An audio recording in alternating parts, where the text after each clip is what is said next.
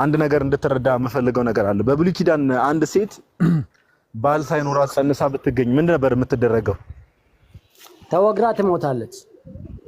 በጣም ጥሩ። ስለዚህ ጌታችን ኢየሱስ ክርስቶስ እንደሚታወቀው በመንፈስ ቅዱስ ነው የተጸነሰውና ከመቤታችን በመንፈስ ቅዱስ ነው የተጸነሰውና ድንግል ማርያም ለምሳሌ በጊዜው የነበረውን አይሁዶች ያው ኦፍ ኮርስ ያ ህግ ነበራቸው፣ የተቀበሉት ህግ ነበራቸውና ማንም ሰው አጠገቧ ባይኖር ወይ ደግሞ እሷ ለምሳሌ ከመንፈስ ቅዱስ ነው የጸነስኩት ብትል አያምኗትም ነበር አይደል? በድንጋይ ትወገር ነበር አይደል? በጊዜው እውነት ነው። አዎ።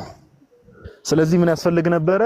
ጠባቂ ባል መስሎ የሚታይ መጽሐፍ ቅዱስን ባይዘው ይለዛ ነው እጮኛ እያለ ዮሴፍን የሚጠራው ለምንድን ነው? ጠባቂ ኦኬ፣ ባል መስሎ መታየት የሚችል ሰው ያስፈልግ ነበር አይደለ? ግዴታ። ለምን አይሁዶች ሲያዩ ያ የተወለደው ህፃን ልጅ ለዛ አይደለ ቅድም ፈለገኩ ሲጠቅስልኝ የነበረው ጥቅስ ላይ ይህ የአናጺው የዮሴፍ ልጅ አይደለምን ብለው ተሰናከሉበት እኮ የተባለው ለዛ ነው አይደል? እነሱ ራሱ ያስቡ የነበረው የዮሴፍ ልጅ እንደሆነ ነው አይደል? ጋድሳዬ እኮ ትክክል ነህ። እነሱም እኮ በስጋ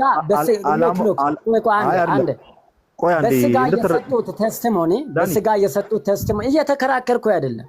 አይ ክርክር ሳይሆን ሐሳቤን እንድታገኘኝ ስለፈለኩ ነው። ይኸው ሐሳቤን እንድታገኘኝ የፈለኩት ለምሳሌ ዮሴፍ እጮኛ እየተባለም የተቀመጠው ጠባቂም ተብሎ የተቀመጠው ከምን አንፃር ነው ከተባለ ድንግል ማርያም ኦኬ፣ ቀደም አልከኝ በብሉይ ኪዳን ሴት ልጅ እንዲሁ ጸንሳ ወንድ ሳይኖር ጸንሳ ብትገኝ ትገደላለች፣ በድንጋይ ትወገራለች። ስለዚህ እግዚአብሔር አምላክ ደግሞ ኦኬ ክርስቶስ ኢየሱስ ደግሞ አምላክ በስጋ ሲገለጥ ደግሞ የሕግ ፍጻሜ ክርስቶስ ነው ስለተባለ ክርስቶስ ሕጎችን ፈጽሟል። ኦኬ አይሁድ እንደመሆኑ በስጋ ከአይሁድ ዘር እንደመወለዱ ሕጎችን ፈጽሟል። ስለዚህ ምን አደረገ? ያ ነገር እንዳይሆን እግዚአብሔር አምላክ እርሱ ባወቀው ዮሴፍ ጠባቂ ተብሎ ለድንግል ማርያም ወይ ደግሞ ጠባቂዋ እጮኛ ተብሎ መጽሐፍ ቅዱስ ላይ ለማ ድንግል ማርያም እንዲጠብቃት ተደረገ። ይሄ ነው ፕላኑ። ለዛ ነው አይሁዶችም ዮሴፍ ጠባቂ እጮኛ እንዳትተዋትም እየተባሉ እነዚህ ቃላቶች የተቀመጡት ከምን አንፃር ነው? ጠባቂዋ ስለነበር። ለምን ሰዎች ሲያዩ አይሁዶች ይመለከቱና ሲያዩ ዮሴፍ እጮኛዋ ነበር የሚመስለው፣ ባሏ ነበር የሚመስለው። ለምን ከተባለ ድንግል ማርያም ያ ነገር ክርስቶስ ኢየሱስን ኦኬ ጸንሳ ስትገኝ ዮሴፍ ባሏ ካልሆነ እጮኛዋ ካልሆነ ወይ ደግሞ እጮኛዋ መስሎ ካልቀረበ እመቤታችን በድንጋይ መወገሯ ስለማይቀር ከዚህ አንፃር ነው እግዚአብሔር በዚህ ቅዱስ ነው። ከዚህ አንፃር ነው ነገሮች የተቀመጡት ለማለት ነው። ዳኒ ሐሳቤን አግኝተው ከሆነ አዎ ጋደሳዬ አገኝቻለሁ ሐሳቤን። ይኸውልህ የነንም ሐሳብ አግኟ፣ የእናንተን ብቻ ሰው እንዳገኙ አታገፋፉ ፕሊዝ። ቤታችሁ ነው፣ አክብርን ነው የመጣ ነው፣ አክብርን ነው የመጣ ነው። እኛም ቤተ እምነታችንን ወክለን ነው የመጣ ነው፣ ትልቅ ተቋም ወክለን ነው የመጣ ነው። የምናወራ ከሆነ ዳያሎጋችን በጣም ስሙዝ ቢሆን ጥሩ ነው። ካልሆነ ደግሞ ማንም መጥቶ እንደሚወርደው እንወርዳለን፣ ችግር የለው። እኔ ያልኩ ያለው ቃሉ ላይ ጋድሳይ ቃሉ ላይ ሐሳብ ጨምሬ አይደለም፣ የነን ሐሳብ ወይም ሚላምንቱን ጨምሬ አይደለም፣ አሳምፕሽኖችን ፕሪዲክሽኖችን ጨምሬ ሳይሆን ቃሉ ያለውን ነው ያልኩ ያለሁት። ቃሉ ያለውን መቀበልና በድፍረት ማወጅ ግን ከዚህ የሚበልጥ እምነት የለም ለኔ። ጌታ ኢየሱስን እነሱ የገመቱት በስጋ ነው ፕሪዲክት ያደረጉት። ይሄንንም ጋድሳዬ ወዴት ይወስዳለው መሰለ? ወደ ማቴዎስ 16 ስንወስድህ ምንድነው የሚለው ቃሉ? ጌታ ኢየሱስ ስለራሱ ዳታ ሲሰበስብ እንደዚህ ነው ያሉት፣ ሰዎች የሰውን ልጅ ማን ይሉታል ብለው በጠየቀው ሰዓት ምን ብሎ ነው የመለሱለት መሰለ? ይሄ ከነቢያት አንዱ ነው ኤልያስ። ጌታ ኢየሱስን በስጋ መግለጽን ሌሎች ሰዎችን እንደማስተናግደው ላስተናግድ ነው። አሁን ስብከት አድርገህ አሁን የሰዎች የሰው ልጅ ማን ይሉታል ቅዱስ ጴጥሮስ የሰጠው ምስክርነት እዛ ውስጥ አንገባ። ዳኒ በደንብ አዳምጥ። አሁን እዚህ ሐሳብ ላይ ነው እያወራን ያለ ነው። እኔ ዮሴፍና እመቤታችን ዘመድ እንደሆኑ አሳያለሁ ከፈለክ መጽሐፍ ቅዱስ ላይ። ዳኒ አሁን ማይክን ኦን አድርግና አውራኝ። ለምን በጣም ረጅም ሰዓት እየወሰድክ ስለሆነ ማይክን ኦን አድርግ ዳኒ። ማቴዎስ ወንጌል ላይ የክርስቶስ ኢየሱስ የዘር ሐረግ ማቴዎስ ወንጌል ምዕራፍ 1 ላይ ይዘረዝራል አይደል? አዎ። እዛ የዘር ሐረግ ላይ ማን ላይ ነው የሚያበቃው? ዮሴፍ ላይ ነው የሚያበቃው አይደል? ኦኬ ነው አይደለም? ነው። ዮሴፍ ለጌታችን ለኢየሱስ ክርስቶስ ዘመዱ ነው፣ እንጀራ አባቱ። የዘር ሐረግ ወይ ደግሞ ጂኒኦሎጂ ላይ የዘር ሐረጉ ሲዘረዘር ዮሴፍ ለምን የክርስቶስ ኢየሱስ የዘር ሐረጉ ውስጥ ገባ አለ? የለም። መጽሐፍ ቅዱስ ለምን አስገባው? ኦኬ ንገረኛ። እሱ ነው እየጠየቅኩ ነው። ለምን ያስገባው ይመስላል? ለምንድን ነው ያስገባው? ንገረና። ኦኬ አታውቀውም? አልደረስኩበትም። በጣም ጥሩ። አሁን ይሄን እንደ አንድ አሳይመንት ትወስዳለህ። ማቴዎስ ወንጌል ምዕራፍ 1ን ሄደህ ስትመለከት ዮሴፍን የክርስቶስ ኢየሱስ የዘር ሐረግ ውስጥ ያስገባዋል። ለምንድን ነው የሚያስገባው ከተባለ አንደኛ በአይሁድ ስርዓት ሴቶች የዘር ሐረግ ዝርዝር ውስጥ አይገቡም። አንደኛ ማወቅ ያለብን ነገር። ሁለተኛ ደግሞ ዮሴፍና እመቤታችን የስጋ ዝምድናም ስለነበራቸው ነው። ዮሴፍን ኦኬ አንድ አይነት ላይን ስላላቸው አንድ አይነት የዘር ሐረግ ስላላቸው ወይ ደግሞ ላይን ኦፍ ዴቪድ ናቸው።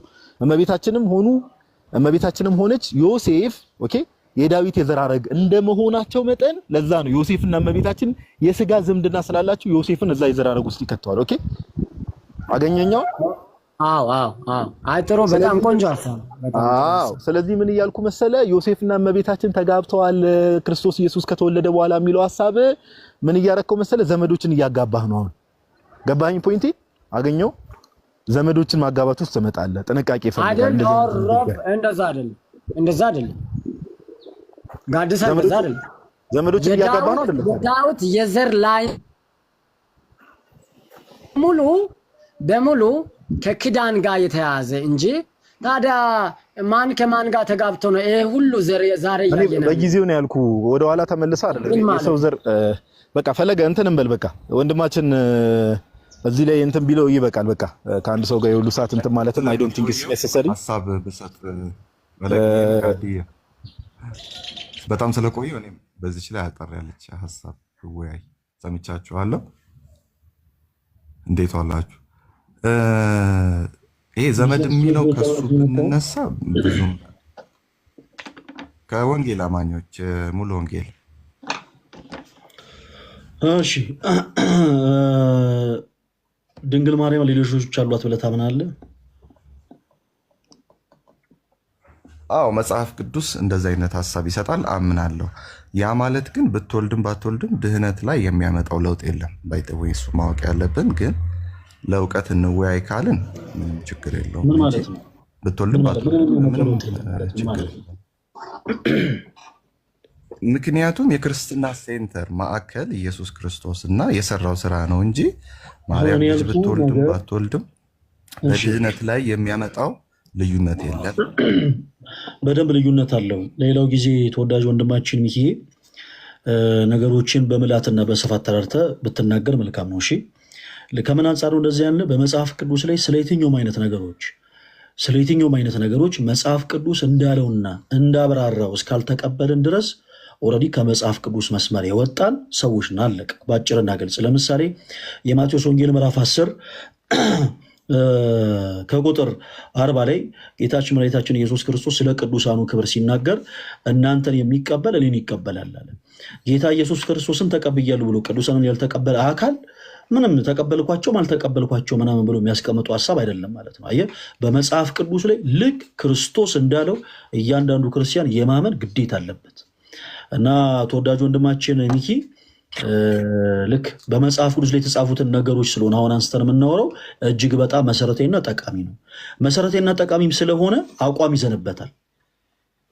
እያንዳንዱ ፕሮቴስታንት ይጠቅመኛል መጽሐፍ ቅዱሱ እንዳለኝ እንዳዘዘኝ ብኖር እንደው ለነፍሴም ዋጋ ነው ብሎ ስለሚያምን ነው መጽሐፍ ቅዱሳዊ መሰረት አለኝ ብሎ የመጽሐፍ ቅዱስ ሐሳብ ነው ብሎ አምኖ ወደ አንድ ሐሳብ የሚያዘነበለው።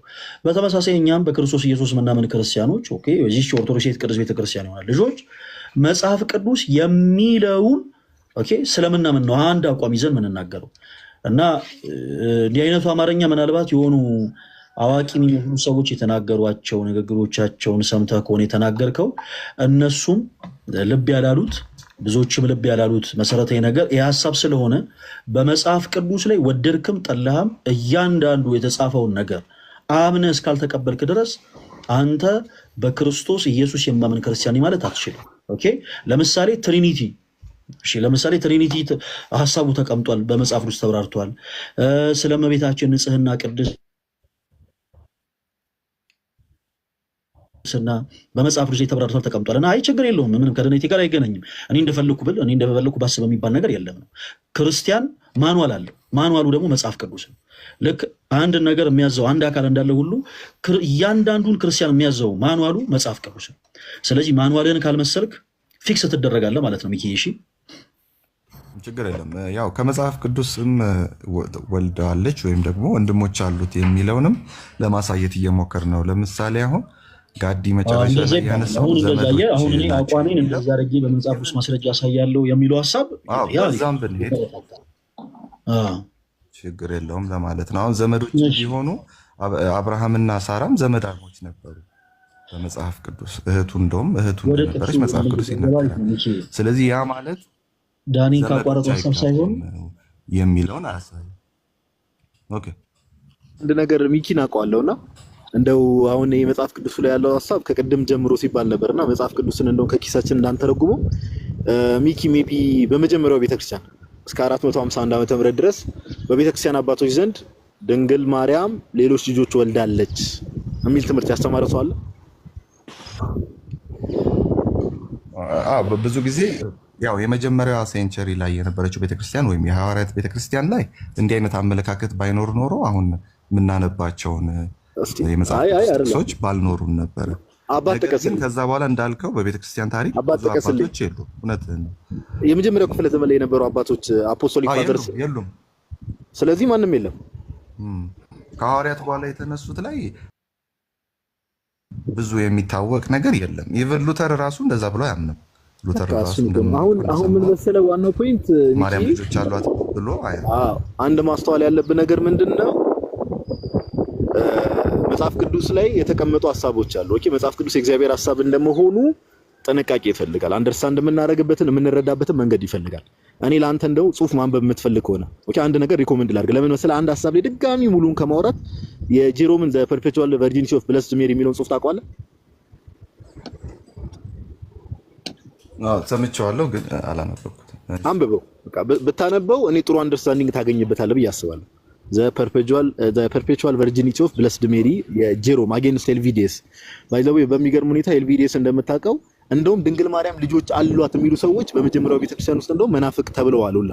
አሁን ኤልቪዲኤስ የሚባለው ግለሰብ ድንግል ማርያም ሌሎች ልጆች አሏት የሚለውን ትምህርት ይዞ መጥቶ ጄሮም ይሄ መንፈቅና ነው ብሎ አጌንስት ከሱ ሆኖ ጽፏልና እሱ ማቴሪያል አንብበህ ብትመለስ ለውይይታችንም ይጠቅመናል ብዬ አስባለሁ። እንደ አሳይመንት እሱን ውሰድ። አንድ ሐሳብ ላይ በተደጋጋሚ ነገር ከምናወራ ፈልግ አይሻልም?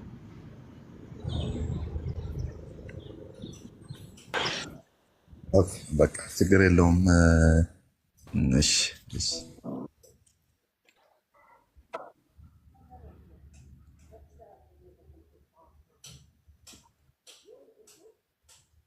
እሺ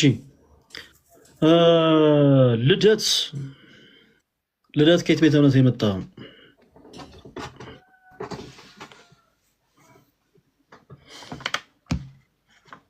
አይ የጠዋቱን ለፈለጋ አስታውሰው አሁን ንገረው። በዚህ አጋጣሚ አውርተንበታል በስልክ። እሱ እንግዲህ ጭስ የሚመች ሰዓት ላይ አሪፍ ሰዓት ነው የምትልበት ላይ በኋላ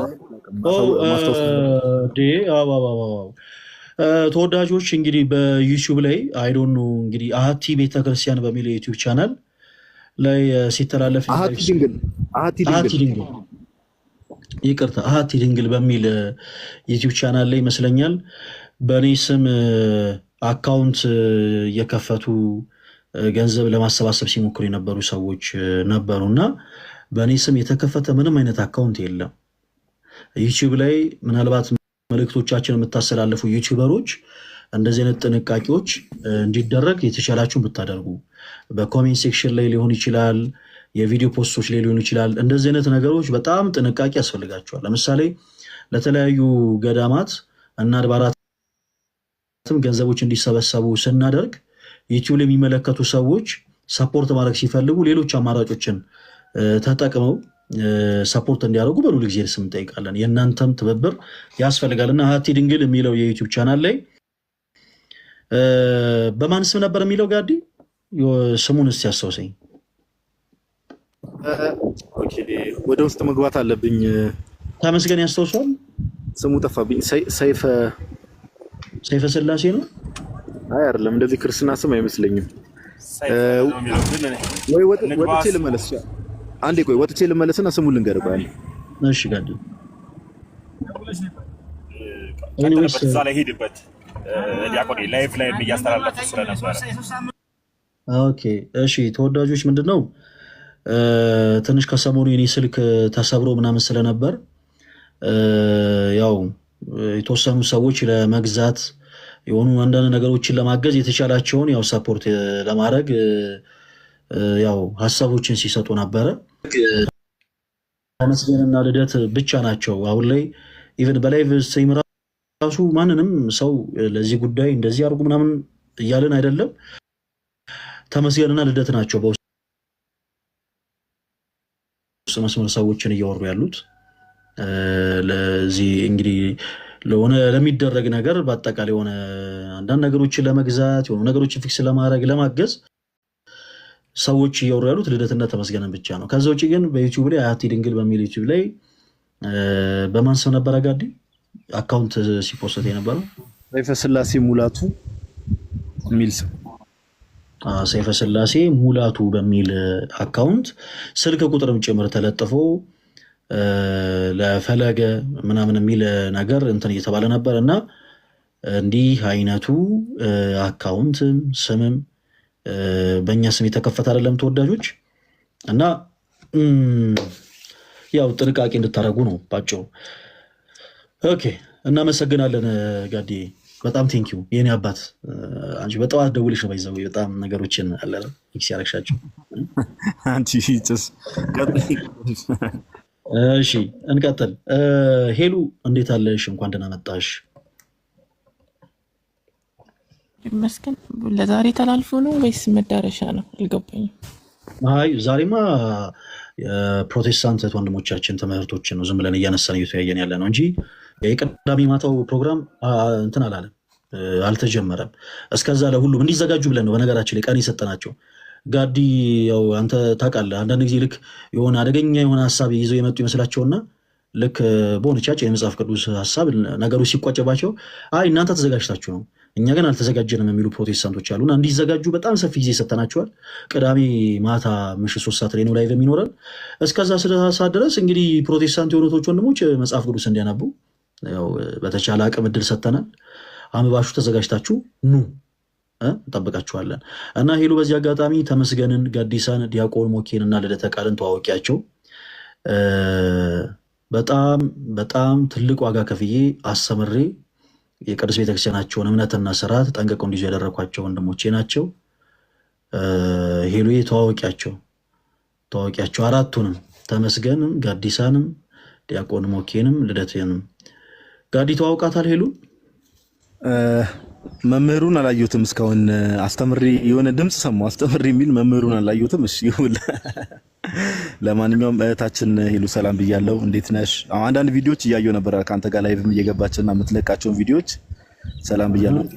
እግዚአብሔር ያበርታሽ፣ በርቺ። እግዚአብሔር ይመስገን። አሜን አሜን። ፎሎ ባክ መልሽላት እንጂ ለሁሉም ሄሉ እና ጋዲን ፎሎ አድርጓት። ስላወኩሽ ደስ ብሎኛል። አስተምሮኝ ነው ያጠመቀኝ ዲያቆን። እውነቱ ነው፣ አልተሳሳተም። ወይኔ ተመስገን፣ ወይኔ ተመስገን። እኔ ምንም ቃላቶች ያጥሩኛል ስላንተ በእውነቱ። ፎሎ አድርጓት። ተሙ ፍሬንድ ብትሆኑ አሪፍ ነው። ሞር ሁሉም ጋር እየመጣች እንድትማር ሄሉዬም ፎሎ አድርጓት። ሄሉዬም የነጋዲን የነለትን ምናምን ፎሎቸው መልሽላቸው። እኛ የፕሮቴስታንት ወንድሞችሽ እንወድሻለን። እሺ ጆን ላይ በጣም አይተናል። ቴክስትን እያየን እንወድሻለን እያልን እየጻፍን ነበረ። ሄልዬ የክርስቶስ ደም የፈሰሰልሽ እህታችን ነሽ። በጣም ነው የምንወድሽ። እኔንም ፎሎ አድርገኝ፣ እኔም ፎሎ አድርገሻለሁ። ምን ነው ፈለገ እኛ ብቻ አልክ። ለምን እኮ ጥሩ አይደለም። አንተ ገስት ላይ እኛን አቆመህን ጥሩ አይደለም እውነት። አይ እሺ ይቅርታ ዳኒ፣ ይቅርታ። እንግዲህ አሁን የጠራሃቸውንም ስሞች እኔ ከዚህ ቀደም ሰምቻቸው አላውቅም። ለማንኛውም ያው ከዛ እኔ ከሌላ ከክፋት አንጻር ሳይሆን ሄሉ እህታችን ኦርቶዶክሳዊ እህታችን ነች እና ኦርቶዶክሳዊ እህት እስከሆነች ድረስ ኦርቶዶክሳዊ ወንድሞቿ እኛ ስለምናስተምራት ስለምንመክራት ዋጋም ስለከፈልንባት ከዛ አንጻር የተሻለን ያክል ለማድረግ ነው። ከዛ ውጭ ግን እኔ አሁን ፕሮቴስታንቶችን ፎሎ አታደርጊ አንፎሎ አድርጊ እኔ አላልኩም ዳኒ። ሄሉ ፈቃድ አላት የምትፈልገው። አሁን ለምሳሌ እኔ በጋዲ ስለማምንበት ጋዲን ፎሎ አድርጊው እላለሁ። በልደት ስለማምንበት ልደትን ፎሎ አድርጊው። በዲያቆን ሞኬ በተመስገን ስለማምንባቸው እነሱን ፎሎ አድርጊያቸው እላለሁ። ማምነባቸው ከነሱ ብዙ ትምህርት እንደምትማር ስለማመን። ከዛ ውጭ ግን በጣም አሁን ለምሳሌ ተስፋ የቆረጠን ሰውን ያሁን ፎሎ አድርጌ አላላትም። ዳኒ ገባ በጣም በነገ ዳኒ አንተን አይደለም ብራዘር። አቤት አቤት አቤት አንደበት አቤት ምላስ ደስ ይላል። እሺ ኤኒዌይስ ችግር የለውም። ሄሉ ነፃ ፈቃድ ስላላት የምትፈልገውን ሰው ፎሎ ታደርጋለች፣ የምትፈልገውን ሰው ፎሎ አታደርግም። ይሄ መብቷ ነው። ዳኒ ለማንኛውም ጥሩ ማስታወቂያ ነው የሰራው። እሺ ልደተ ቃል ወንድማችን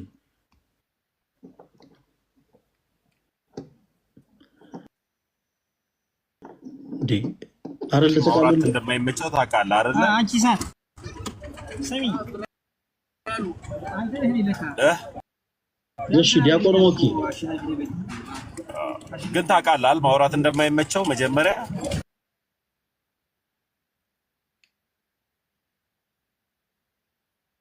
ተመስገን። በእናትህ ምን ታደርግ አንድ ጊዜ ሰላም ልበላችሁ። ሰላም ዋላችሁ ለማለት ጊዜ የለውም አሁን በዚህ ሳይት። እኔ ጌታ ኢየሱስ ጋዲ እኔ በዚህ ልክ ግን እኔ ሰው ጉዝጓዝ ይሆናል። በጌታ በኢየሱስ ቻሉ መድኃኒ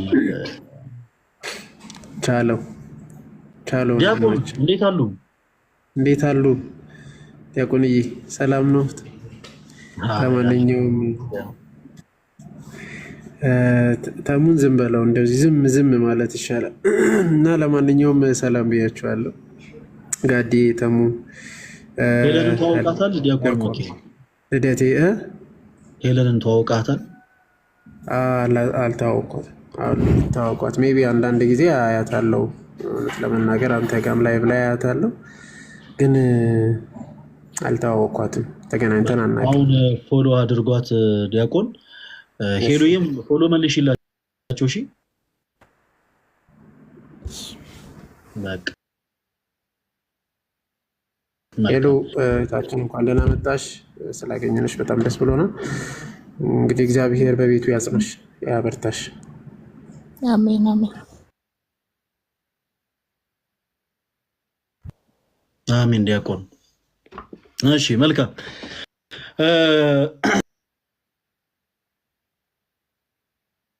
ካቆኑበት ሀሳብ ጀምረን እንቀጥላለን። እንግዲህ እኔ ተወዳጆች በጣም ብዙ ጊዜ እንደምታውቁት ፕሮቴስታንት ወንድሞቻችን ልባቸው እውነተኛውን ጌታ ክርስቶስን እንደሚሻ እናምናለን። በነገራችን ላይ ማለት የሆነ እንደው ዝም ብለን የሆነ እንደው ዋይን የሆነ ኢሉሚናቲ መሆን ፈልገው ነው ምናምን አይባልም። መጀመር የሆነ ልባቸው ግን እውነተኛውን ጌታ ኢየሱስ ክርስቶስን እንደሚሻ እናምናለን። ግን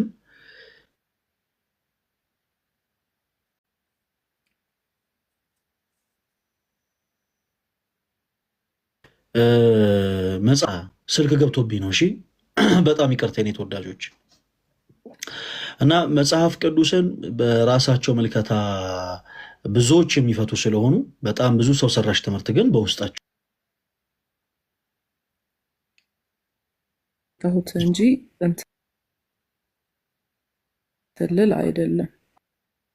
ይቅርታ እና በዚህ አጋጣሚ በጣም ጋዲና አኬ ለእኔ ስፔሻል ሰዎች ናቸው በጣም እና ስላገኟቸው ደስ ብሎኛል። ቅድም ማርያም በማርያም የሆነ ደስ የማይል ወሬ ዳንኤል ሲያወራ ነበርና ሲምፕል የሆነ ካልኩሌሽን እዛው ላይ እኮ የዮሴፍ ልጅ ነው ይላል አይደል? እኔ ለምን የዮሴፍ ልጅነቱን መቀበል እንደሚከብዳቸው ነው ግራ የሚገባኝ። ወንድምና እህቱን ከተቀበሉ ለምን አባቱን አይቀበሉ? የእግዚአብሔር ልጅ እንደሆነ እንዴት ይቀበላሉ? እዛው ጋር ስለተጻፈላቸው። ፕላስ ደግሞ መጽሐፍ ቅዱስ ላይ የሌለ ነገር ነው አይደል ሲያወራ የነበረው። ማርያም ኢየሱስን ከወለደች በኋላ አግብቷት ምናምን የሚል መጽሐፍ ቅዱስ ላይ የለም። የራሱ አሰምሽን ነው። እና ዱ ዩ ቲንክ ጳውሎስ መናኒ ነበር አይደለ? አሜን። ጴጥሮስ አላገባም አልወለደም፣ በድንግልና የኖረ ሰው ነበር አይደለ? እንደው አምላክን የመሰለ ቆይ አንዴ ልጨርስ ዳንኤል። ኢየሱስ ዳኒ አምላካችን ነው አይደለ? እንዴት ነው ላይክ አምላክን የወለደች ሴት ከዛ በኋላ ሩካቤ ስጋ ልታስብ የምትችለው? በጣም በቃ የሆነ እኔ በጣም ሁል ጊዜ ተአምር ስለሚሆንብኝ ነው። በነገራችን ላይ እንዴት ነው ላይክ የወለደችው ላይክ መንፈስ ቅዱስን ከማንም መጀመሪያ ላይክ ቀድማ የተሞላች ሴት ከዛ በኋላ እንዴት ስጋዋን አስባ አግብታ ትኖራለች ብለው እንደሚያስቡ በጣም ነው የሚደንቀኝ። በዚህ አጋጣሚ ነካ አድርጌ ልለፍ ብዬ ነው። ይሄ አይደለም ጥያቄ። ቅድም እንደ አጋጣሚ ቲክታክ ስክሮል ሳደርግ ድንገት ነው ዮኒ ማኛ ጋር ገባሁኝና በጣም አይወስ ሾክድ። የሚያወሩት ነገር በጣም ነበር የከበደኝና ላይክ አይ ቲንክ ልደት ጥሪ አቅርቦለታል።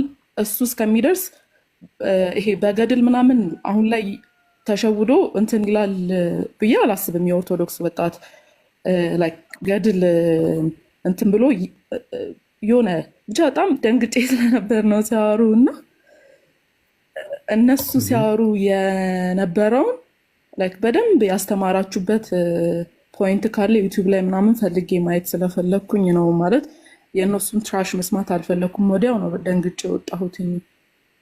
ምክንያቱም ላይክ ዋልድባ ያሉ አባቶችን በጣም ነው መወዳቸው። በጣም ላይክ በእነሱ ጸሎት አለን ብዬ ማስብ ማለት በጣም በቃ የተቀደሰ ቦታ ነው ብዬ ማስበው ቦታ ነው እና እንደዛ ሲያወሩ በጣም ሾክድ ሆኜ ነው ወዲያው የወጣሁት ማለት ነው። ሙሉንም መስማት አልፈለግኩም ነው ላይክ እንደኔ በጣም ደንግጦ ሌላ ውሳኔ የሚወስድ ወጣት ይኖራል። የሆነ ከንፈር መሳሳም የሆነ ኢየሱስ የሆነ ሳመ እንደዛ ብቻ የሚል ነገር ነበር የሰማሁትና በጣም ነው ደንግጬ የወጣሁት ማለት እንደዛ ብሎ ሙስሊሞች ነበሩ እንደዛ ሲያወሩ የምሰማው አላቅም። አንድ ፕሮቴስታንት የራሱን አምላክ እንደዚህ አምላኬ ብሎ ነው እንግዲህ እያሉ የሚውሉት እና በዛን ያህል መጠን ወርደው ሳያቸው በጣም ነው ሾክ የሆንኩትና ላይክ እንደዛ ያሉ አስተምሮቶችን በደንብ ግልጥ አድርጋችሁ ብታስተምሩን ደስ ይለኛል። አክቹዋሊ አስተምራችሁ ሊሆን ይችላል ግን አሚፎ ቲክታክ እና ከዚህ በፊት ያስተማራችሁት ካለ ላይክ ሪፈር እንድናደርግ ብትነግሩን ደስ ይለኛል። ምክንያቱም እሱን እየሰማ የሚስት በጣም ብዙ ወጣት ይኖራል። አይኖ እናንተ በስፋት እያስተማራችሁ ነው በገድል ሰው እንዳይፎገር። አሁን ላይ ይታለላል ብዬ ማስብ ኦርቶዶክሳዊ የለም ግን ስቲል ላይክ የሆነ አለ እርግጥ ያላረገለት ትውልድና እነዚህን ትምህርቶች ተከታተሉ ብላችሁ በደንብ ብትነግሩ ደስ ይለኛል። ይሄ ልጠይቃችሁ ነው የገባሁት። አሁን እዚህ ቁጭ ብዬ ብጠይቅ ጊዜ ነው የምወስደው። በዛ ከዚህ በፊት ያስተማራችሁት ወይ ደግሞ ያስተማረ አስተማሪ ካለ እሱ ርዕስ በደንብ እንድንረዳው ሪፈር እንድናደርግ ምክንያቱ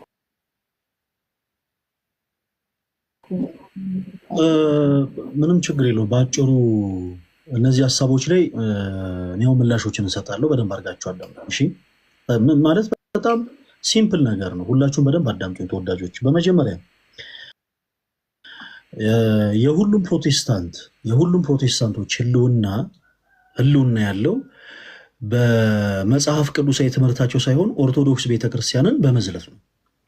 እደግመዋለሁ። የሁሉም ፕሮቴስታንቶች ምንም በዚህ ጋር መሸዋወር ስለማያስፈልግ ማለት ነው። ሁሉም ፕሮቴስታንት የሆኑ ሰዎች በአጠቃላይ ህልውናቸው የጸናው በኦርቶዶክስ ቤተክርስቲያንን በመዝለፍ እና ሞክ በማድረግ ነው። የሆነ የራሳቸው ትምህርት ክፍተቱ እንዳይታይ የሚያደርጉት አማራጭ ምንድነው? ይዋቸው ኦርቶዶክሳዊ አያቸዋቸው የሆነ ዛፍ ቂቤ ይቀባሉ። ይዋቸው እንደሚያደርጉ የሆነ ስዕል ይውላ እንደ ጣዖት ይውል ሲሰግዱ አይነት ነገር ማለት ነው። እና የሁሉም ፕሮቴስታንት ህልውና ያለው በዛ ነው። የትኛውም ፕሮቴስታንት ነው የምላችሁ። ለምሳሌ እኔ አሁን የምቀጣውን ነገር ልንገራችሁ። አንድ እዚህ ቲክታክ ላይ ያለ ሰው ትዝታው ለምሳሌ ፓስተር ሆኗል አይደል? በቸርች ውስጥ የሆነ የፓስተርነት ማድረግ ተሰጥቶት ምናምን እያገለገለ ነው። እና ትዝታው አንድ ቪዲዮ እኔ ትልቁን አንበሳ ጊፍት አወርድላችኋለሁ። ኦልሞስት ለእናንተ ግን ወደ 30 ምናምን ሺህ ብር ይደርሳችኋል ማለት ነው። እና በዛው ዘመዶቻችሁ ትጠይቃላችሁ እና እኔ ያንን ጊፍት እሰጣችኋለሁ። ትዝታው አንድ ቪዲዮ የራሳቸውን የፕሮቴስታንት ወንድም እህቶቹን ትምህርት እኛ ያው እንዲህ ብለን እናምናለን፣ በዚህ ዙሪያ መጽሐፍ ቅዱስ እንዲህ ይላል፣ መጽሐፍ ቅዱሳችን እንከባለሉ ቁጭ ብሎ ጀስት አሁን ይሄ በዘመናችን ላይ በቲክቶክ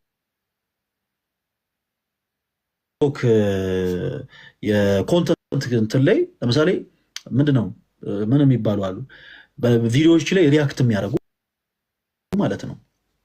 የሆኑ ቪዲዮዎች ይመጣሉ ሪያክት የሚያደርጉ ሰዎች አሉ እና ተስፋ አሁን ላይ ጀስት እንደዛ ነው የሚያደርገው። ቁጭ ይላል ኦርቶዶክስ ቤተክርስቲያን እንዲህ ናት፣ ኦርቶዶክስ ቤተክርስቲያን ባጭሩ ህልውናቸው ያለው ኦርቶዶክስ ቤተክርስቲያን በመዝለፍ ነው። ትልቅ የምትሉት ፓስተር እዛ ትልቅ የፓስተርነት ማድረጉ ላይ ከመረሱ በፊት በደንብ አድርጎ ኦርቶዶክስን ይዘልፋል። ዛሬ ላይ ትልልቅ ስም ያላቸውን የፕሮቴስታንት ፓስተሮችን በአጠቃላይ ስም ጥሩና ሰብሰብ አድርጋችሁ የቆየ ቪዲዮቸውን ተመልከቱ። ሁሉም እዚህ ደረጃ ለመድረስ በመጀመሪያ የሚያደርጉት ነገር ኦርቶዶክስ ቤተክርስቲያንን መዝለፍ ነው እና እንዲህ አይነቱ አካሄድ በጣም የታወቀ ነው ባጭሩ። እንደ በሰለ ሰው ግን ለምሳሌ ነገሮች መርዳት ካስፈለገ በእኛና በፕሮቴስታንቶች መሀል ያለው ልዩነት የድርሳንና የገላት ጉዳይ አይደለም። ለምንድን ነው? ምክንያቱም ድርሳናትና ገላት የሃይማኖት መመስረቻዎቻችን አይደሉም።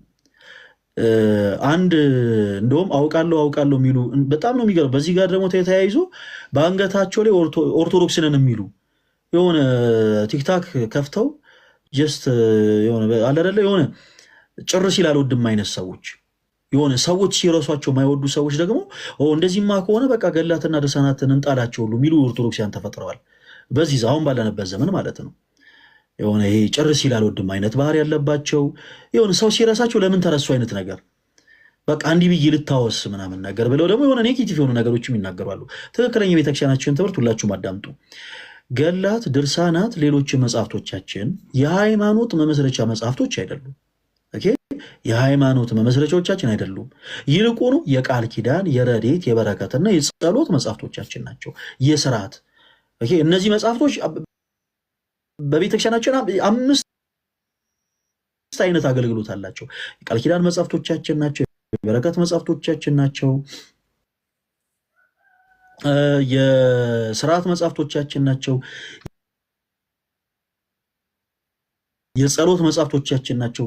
ኦኬ የረድኤት መጽሐፍቶቻችን ናቸው። የቃል ኪዳን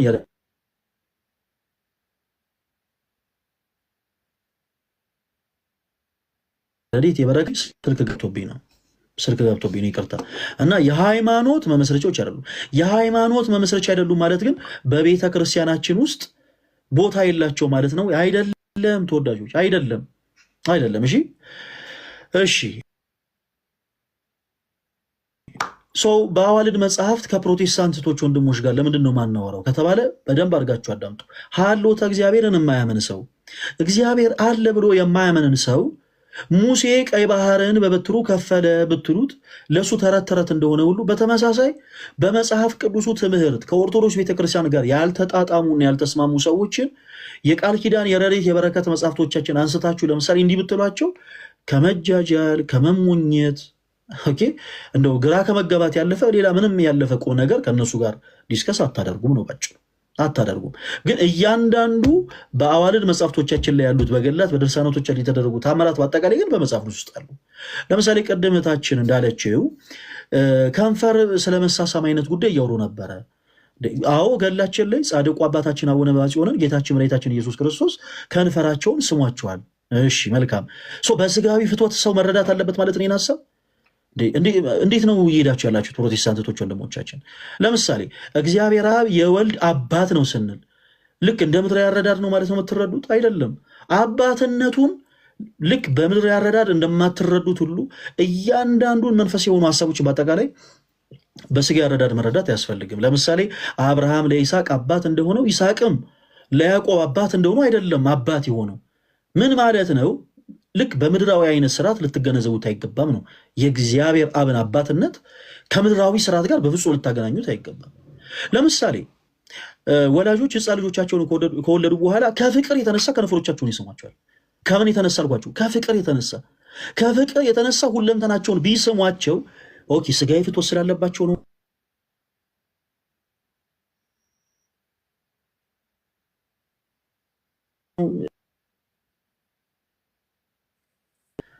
በጣም ክርስቶስን መናቅ ነው። ለምሳሌ በመጽሐፍ ቅዱሳችን ላይ ይሄ ከገላት ላይ አውጥተው ይሄው ኦርቶዶክሳን እንዲሆኑ የሚሉ ሰዎች በአጠቃላይ መጽሐፍ ቅዱሱ ላይ ያለውን ነገር ረስቶት ነው በነገራችን ላይ የሚናገሩት። መጽሐፍ ቅዱሳችን ላይ ኤልሳ ሞቶ የነበረውን ሕፃን በደንብ አዳምጡ ይሁላችሁ። ሞቶ የነበረውን ሕፃን ወደ ቤቱ ከገባ በኋላ በሮቹን ዘግቶ ይላል አይኖቹን በአይኑ ላይ እጆቹን በእጁ ላይ ከንፈሮቹንም ደግሞ ከንፈሮቹ ላይ አድርጎ በላዩ ላይ ተኛበት ይላል። ከዛ የሕፃኑም ገላ ደግሞ ሞቀ ይላል መጽሐፍ ቅዱሳችን። የትኛውም ፕሮቴስታንት በነገራችን ላይ ስለዚህ ሀሳብ አፉን ሞልቶ ራሱ አይናገርም። የትኛውም ፕሮቴስታንት ምክንያቱም ብዙዎቹ እውቀታቸው አንደኛ ውስን ነው፣ ፕላስ ደግሞ እውቀታቸው የተመሰረተው ቅድም እንዳልኳችሁ ኦርቶዶክስ ቤተክርስቲያንን ከመዝለፍ ጋር ተያይዞ ነው። ለሁሉም ነገር በቂ ምላሽን የምትሰጠው በነገራችን ላይ ስንድ የሆነችው ቅዱስ ቤተክርስቲያናችን ነች። እዚህ መጽሐፍ ቅዱስ ክፍል ላይ ኤልሳ በዛ ሕፃን ላይ በላዩ ላይ የተኛበት አይኖቹን በአይኑ እጆቹን በእጁ አፉንም ከንፈሩን ማለት ነው በከንፈሩ ላይ አድርጎ በላዩ ላይ የተኛበት ይላል። እሺ ለምን ይሄንን አውጥታችሁ ለምን እግዚኦ እግዚኦ ለምን አትሉም? እግዚኦ ኤልሳ ምን አይነት ስራን የሰራው ለምን አትሉም? ምክንያቱም እኛ ክርስቲያኖች ነን። አያችሁ እያንዳንዱ እንዲህ አይነት ወሎችን በአጠቃላይ በስጋዊ ፈቃድ በስጋዊ አስተሳሰብ የምንቀይረው እኮ ይሄ በጣም በነገራችን ላይ የወረደ ማንነት ነው ባጭው። አንዳንድ ጊዜ ከምን የዋለች ጥጃ ምን ተብላ መጣች ይባላል እና በየአዳራሹ እግዚአብሔርን ሳትፈሩ በየአዳራሹ የምትዘሙቱ ሰዎች ናችሁ። ልክ በዚህ ልክ ክርስቶስን የምትደፍሩት በነገራችን በዚህ ልክ ምክንያቱም ደፈራችሁ የትኛውም ቦታ ላይ በአዳራሽም ጭምር ውስጥ ለስጋዊ ፍትወት ስለምትነሳሱ ውስጣችሁ ለስጋዊ ፍትወት ስለሚነሳሳ እያንዳንዱን የመጽሐፍ ቅዱሱን ክፍል በአጠቃላይ ይኸው እንዲህ ነው ይኸው ይውልኝ ገሉ ምናምን ብላችሁ ትጃጀራላችሁ። እና ፕሊዝ በዚህ ልክ አትሙ። እኔ አሁን በዚህ ልክ ታች ከወረዱ ሰዎች ጋር ታች ባንወርድ ጥሩ ነው። ለማንኛውም ግን ያ ክፍል ምን ይላል? ቅድም እንዳልኳችሁ አይኑን በአይኑ ላይ እጆቹን በእጁ ላይ ከንፈሩ በከንፈሩ ላይ አድርጎ በላዩ ተኛበት፣ የሕፃኑም ገላ ሞቀ ይላል። ተወዳጆች የሕፃኑም ገላ ምን አለ? ሞቀ።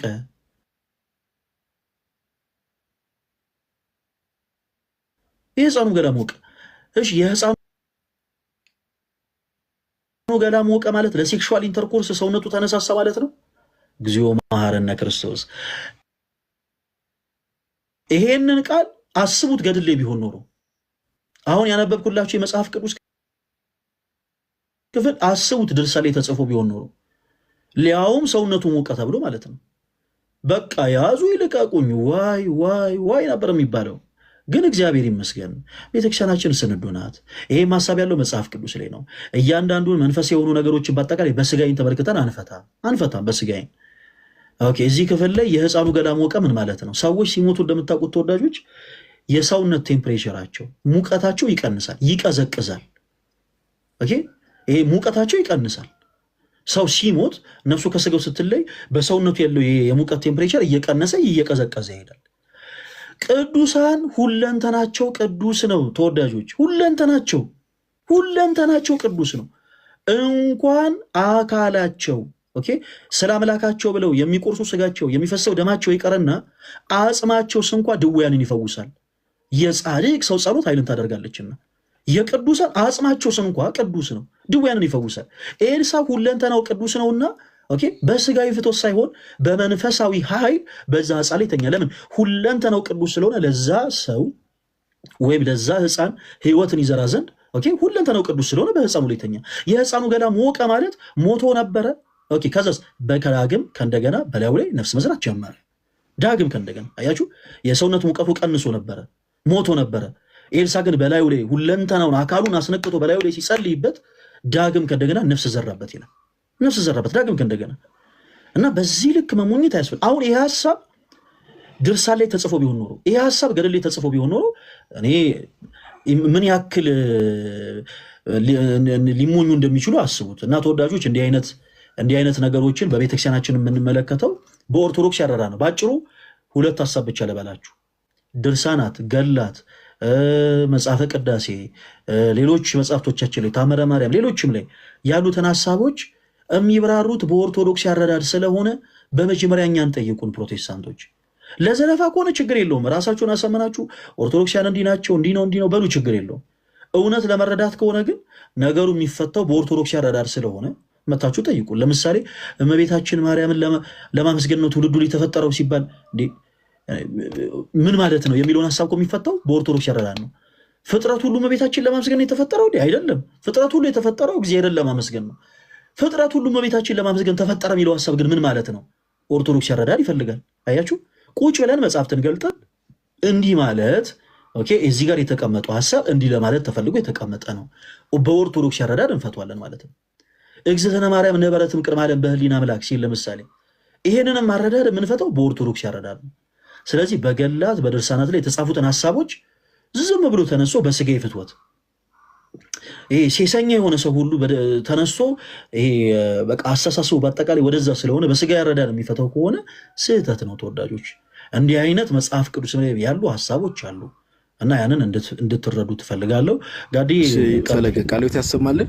እዚሁ ላይ ቀደም ያልከውን ነገር አሁን የኤልሳን ታሪክ እንደው መጽሐፍ ቅዱስ ላይ ለማሳየት ያክልና አንድ ሐሳብ ለመጨመር የሚያክል ነው።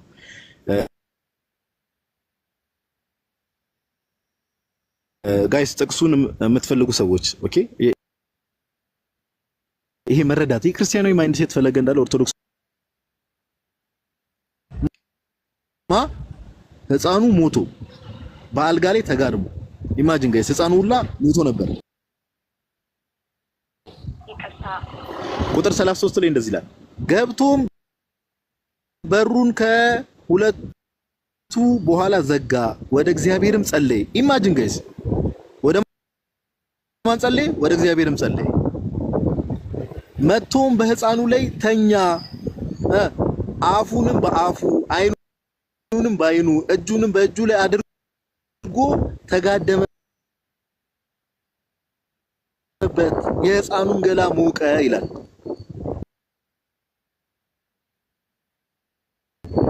እስቲ ጴንጤዎችን ጠይቃችሁ እንደው እድሜ ልካችሁን እንደው ደህና ነገር ማታነሱ እድሜ ልካችሁን ገደል ላይ ለመወሸቅ የምትሞክሩ ሰዎች ምን ታደርጉታላችሁ? ይሄን አፉንም በአፉ አይኑንም በአይኑ እጁንም በእጁ ላይ አድርጎ ተጋደመበት፣ የህፃኑን ገላ ሞቀ።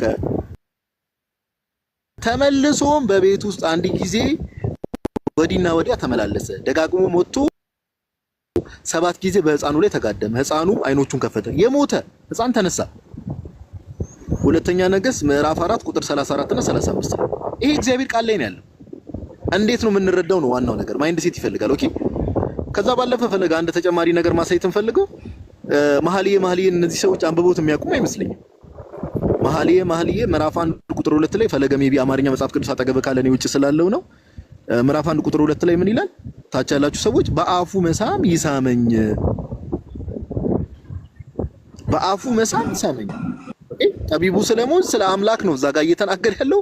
በአፉ መሳም ይሳመኝ ብሎ እየተናገረ ነው። ምን ማለት ነው? ኦኬ፣ አሁን ገድላት ላይ በአፍ መሳሳም ሲባል እንደው ጭንቅላታችን እንደተባለው ይሄ ፍትወትን ብቻ ስለሚያስብ እዛ ላይ ስለሚሄድ ነው እንጂ ምን ማለት ነው? አንድ ትርጉም ላሳያችሁ። ይሄ መኃልየ በአፉ መሳም ይሳመኝ የሚለውን ፓርት አንዴ ሊቁ ቅዱስ አምብሮዞ የሚላ ማለት ነው። ይሄ ሶንግ ኦፍ ሶንግስ የሚለው ያው መኃልየ ምዕራፍ 1 ቁጥር 2 ነው። እንዲህ ብሎ ይፈታዋል። ኦኬ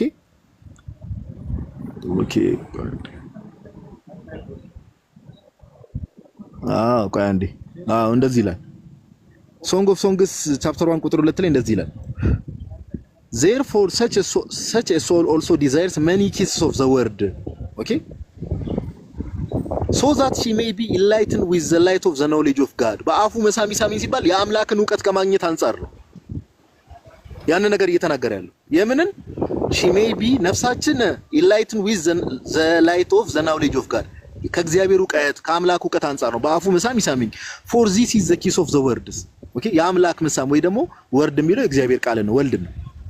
I mean the light of the holy knowledge God the word kisses us እግዚአብሔር ወልድ ይስመናል ብሎ ይናገራል ቅዱስ አምብሮስ ከምን አንፃር ከተባለ ዕውቀትን ይሰጠናል ማለት ነው በአፉ መሳም ይሳመኝ ብሎ መኃልየ መኃልይ ላይ ጠቢቡ ሰለሞን ሲናገር ከዛ አንፃር ገድላት ላይም ሲነገሩ ከዛ አንፃር ነው knowledge ነው ዕውቀት ነው ኦኬ አምላክ ለሰው ልጆች ያለውን ፍቅር ለመግለጽ እንደዚህ አይነት አገላለጾች አሉ መጽሐፍ ቅዱስ ላይ ያሉ ነገሮች ስለሆኑ ሁለተኛ ነገሥት ምዕራፍ 4 ላይ እንዳሳየነው ስለዚህ ኦርቶዶክሳውያን ይሄ ነገር በጣም ብዙ ጊዜ ተብራርቷል እህታችን ሜቢ እህታችን ግሬስ ቅርብ ጊዜም አላቀም ሜቢ እንደዚህ አይነት ሴሽኖችን አይታ ስለማታውቅ ሊሆን ይችላል እንጂ ከምን አንፃር ነው በቃ ከዚህ አንፃር ነው ነገሮችን የምንረዳው እንዴ ቤተክርስቲያን ይሄ ቢሆን ኢሹዋ እኮ እንደው መሬት የወረደውን ነገር እንናገር ከተባለ ጋይስ ያኔ ላሊበላ ላይ ውጭ ሀገር ተመሳሳይ ጾታ ጋብቻዎች ኢትዮጵያ መጥተው ይጎበኛሉ ሲባል ቤተክርስቲያን አይደለች እንዴ ቀድማ ኢትዮጵያ ቤተክርስቲያን ማን መንግስት ራሱ ዝም ባለበት ሰዓት ላይ እዚች ሀገር ከደረሱ ለሚደርስባቸው ነገር ራሳቸው ተጠያቂ ይሆናሉ ተመሳሳይ ጾታ ጋብቻዎች ላሊበላን ሲጎበኙ ያለች ቤተክርስቲያን አይደለች እንዴ ማን በዛት አልተናገረ መንግስት አልተናገረ ሌላ ቤተ እምነት አልተናገረ ኦኬ ስለዚህ እንዲሁ ዝም ብሎ እድሜ ልክ እንደው ገድለ መባጽዮን እንዲህ እያሉ በአፍ መሳም የሚለው ነገር በቃ ኦርቶዶክሳዊ መረዳት የሚባል ነገር አለ ኦኬ እንደው የማንም ከእውቀት ነፃ የሆኑ ሰዎች እየተነሱ የሆነ ነገር ባነሱ ቁጥር እኛ መናወጥ የለብንም ኦኬ ወንድሞችን መምህራንን መጠየቅ ያስፈልጋል ስለዚህ ከአባቶች አንፃርም እንደዚህ ነው ነገሮችን የምናየው ይሄን ለማለት ያክል ነው ብሮስኪ አመሰግናለሁ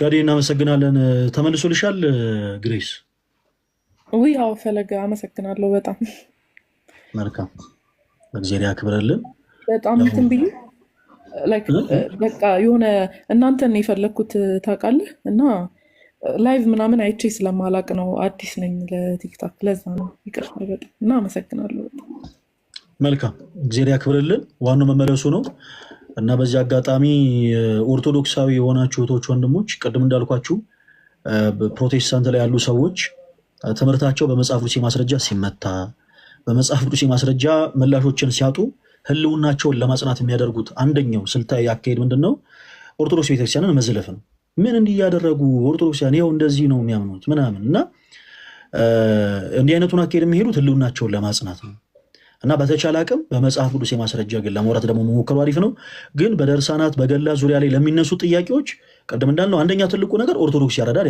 ያስፈልጋል ኦርቶዶክስ ለምሳሌ አንዳንድ ጊዜ እንደው በትንሽ በእንትኑ እንኳን ላስረዳችሁ ጉንዳን እንደው በጣም ተሰልፎ ሲሄድ ምናምን አይታችሁ ታውቃላችሁ ጉንዳን ተሰልፎ ሲሄድ ጉንዳን ሲተረማመስ አይታችሁ ታውቃላችሁ እንደዛ አይነት ነገሮችን ስትመለከቱ ሰውነታችሁ ላይ ጉንዳን ይወረራችሁ ያክል ይመስላችኋል ጉንዳን ይወረራችሁ ይመስላችኋል እና በዛው ልክ ደግሞ ኢቭን ሴሰኛ የሆኑ ሰዎች ኦኬ በየአዳራሾቻቸው ለስጋይ ፍትወት የሚነሳሱ ሰዎችን በተመሳሳይ ነገሮችን ባነበቡ ቁጥር የሆኑ ነገሮችን በተመለከቱ ቁጥር ኤቭሪቲንግ ወደ ሴክሹዋል ወደ ጉዳይ ለመተርጎም ቅርብ ናቸው ማለት ነው ቅርብ ናቸው እንደ አይነት ነገሮችን ሲናገሩ መስሟቸው ሰዎች እመኑኝ የሆነ ዕውቀት ኖሯቸው እየተናገሩ ያለው እንዳይመስላችሁ ቀደም የሆነ ምሳሌ እንደሰጣቸው የሆነ ነገርን ሲያዩ ሰዎች የሆነ ጉንዳን ሲተረማመስ ሲያዩ ሰውነታቸው በጉንዳን እንደተወረረ ፊል እንደሚያደርጉ ሁሉ በተመሳሳይ ኢቭን በቸርቾቻቸው ውስጥ ማለት ነው እዛው በቸርቾቻቸው ውስጥ ለሴክሹዋል ኢንተርኮርስ ውስጣቸው ዝም ብሎ የሚነሳሱ ሰዎች ናቸው መጽሐፍቶችንም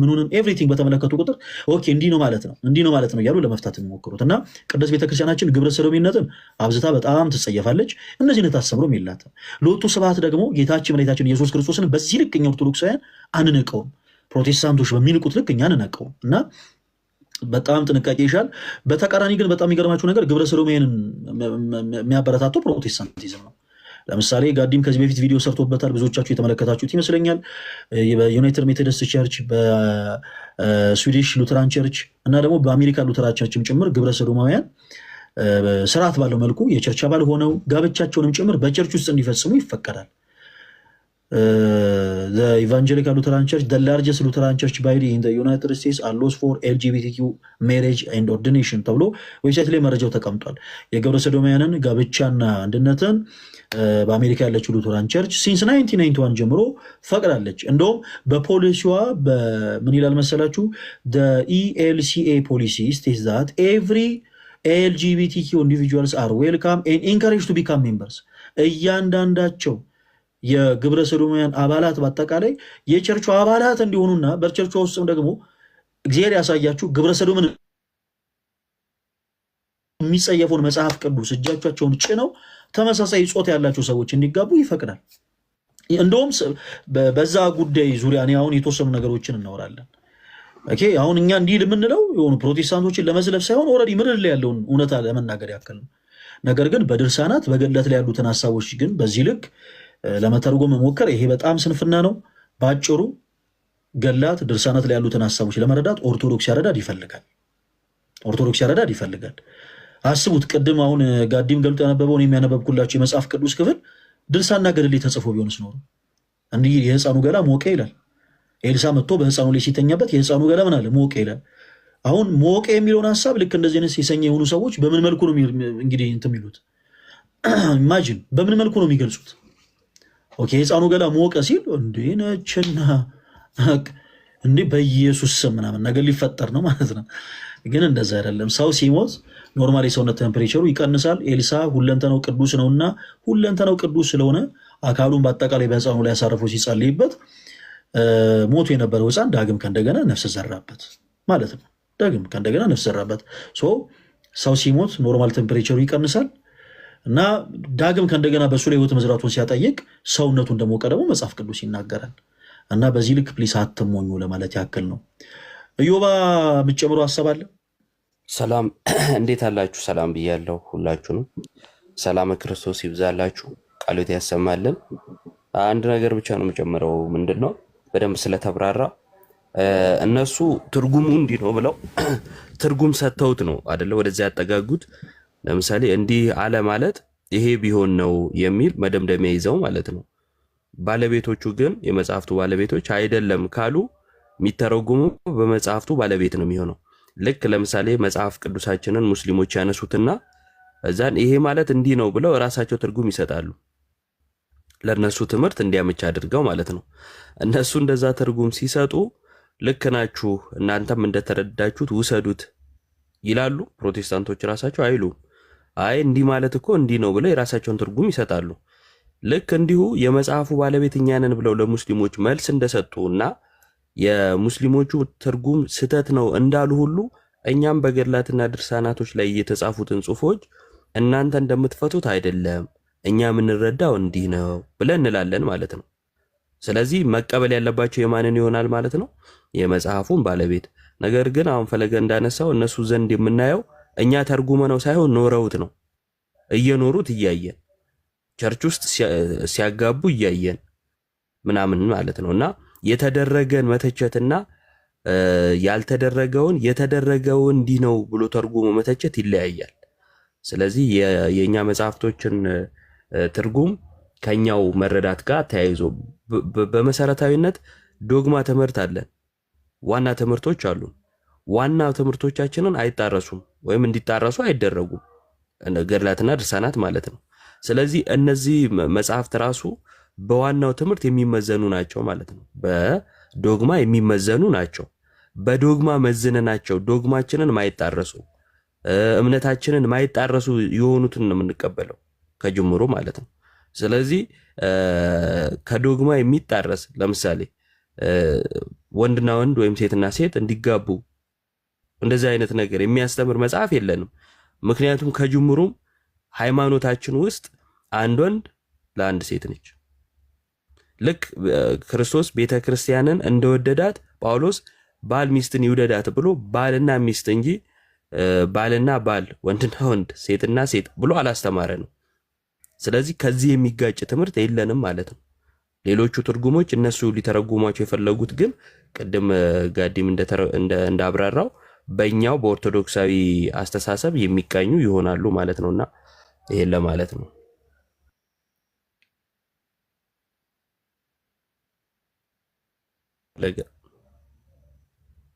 ኦኬ ሶሪ፣ በጣም ይቅርታ። እናመሰግናለን ኢዮባ፣ ቃልዮት ያሰማልን። በነገራችን ላይ በቸርቾቻቸው ውስጥ የሚደረጉትን በጣም ጸያፍ የሆኑ ነገሮችን በነገራችን ላይ በመረጃ አውጥቶ ማሳየት ይቻላል። የሴም ሴክስ ሜሬጅ በቸርች ውስጥ አሁንም ድረስ ይካሄዳል። በጣም የሚገርማችሁ ነገር ማለት በጣም አሁን የዚህ ውስጥ የምታዩቸው ሁለት ተመሳሳይ ጾታ ያላቸው ሴቶችን ነው እዚህ ጋር የምትመለከቷቸው ማለት ነው። በቸርቿ ውስጥ በተመሳሳይ ጾታ ሶሪ በጣም እንግዲህ እየቀየረብኝ ነው። በተመሳሳይ ጾታ ጋብቻ ቸርቿ በጣም ብዙ አባላትን እንትን ትላለች እና ቅድም ያነበብኩላችሁ ዌብሳይቱም እዚሁ ላይ ያለ ገና ስለ ሉተራን ቸርች ሰርች ተደርጎ ይኸው ኢቫንጀሊካል ሉተራን ቸርች ላርጀስት ሉተራን ቸርች ባዲ ኢን ዩናይትድ ስቴትስ እያለ ያመጣላቸዋል። በቸርቿ ውስጥ ሰዎች ወንድ ከወንድ ሴት ከሴት ጋብቻን አሁንም ጭምር ኤክሰርሴስ እያደረጉ እንደሆነ ይናገራል። እና እንዲህ አይነቱ ትምህርት እኛን አይወክለንም ነው። ግን እንደዚህ አይነት ሀሳቦች ሲነሱ በኦርቶዶክስ ያደራል እንድትረዷቸው ለማለት ያክል ነው። ዩሃዴ ይላል አንቺ የጠፋ ሰው አሬዋሪ እንዴት ናችሁ? ሰላም እግዚአብሔር ከእናንተ ጋርም ይሁን። እንዴት ዋላችሁ? እንዴት አደራችሁ? ደህና ናችሁ? አለን እግዚአብሔር ይመስገን። ይመችሻል ሀሳብ ለመስጠት ይዋል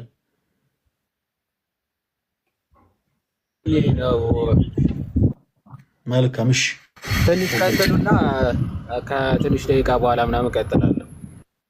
መልካም እሺ። ስለዚህ ጸጋታችን ተመልሶልሻል ብዬ ተስፋ አደርጋለሁ። በደንብ አይደል? ፈለገ አመሰግናለሁ በጣም እግዚአብሔር ያክብረልን። እሺ እናመሰግናለን። ወደ ቀድሞ ውይይታችን እንመለስ። እንግዲህ ተወዳጆች እሺ ማርያም ልጆች አሏት የሚሉን ብዙ ፕሮቴስታንቶች እንግዲህ ቅድም ገብተው የተወሰኑ ሀሳቦችን ይሰጡን ነበር እና ያንን ሀሳብ የተነሳንበት ሌሎችም ሀሳቦች በርግጣሉ። እነዛን ሀሳቦች እያነሳን በደንብ አድርገን እናወራለን። ሰው የአዲስ መደበኛ ትርጉሙን መጽሐፍ አንስተን የተወሰኑ ሀሳቦችን ከመስጠታችን በፊት እመቤታችን ቅድስት ድንግል ማርያም ልጆች አሏት ብላችሁ የምታምኑ ፕሮቴስታንቶች ካላችሁ አንዳንድ ቁጥር ጻፉልኝ ላስገባችሁ። ድንግል ማርያም ሌሎች ልጆች አሏት ከክርስቶስ ኢየሱስ ውጭ ሌሎች ልጆች አሏት ብላችሁ የምታምኑ ፕሮቴስታንቶች ካላችሁ አንዳንድ ቁጥር ጻፉ።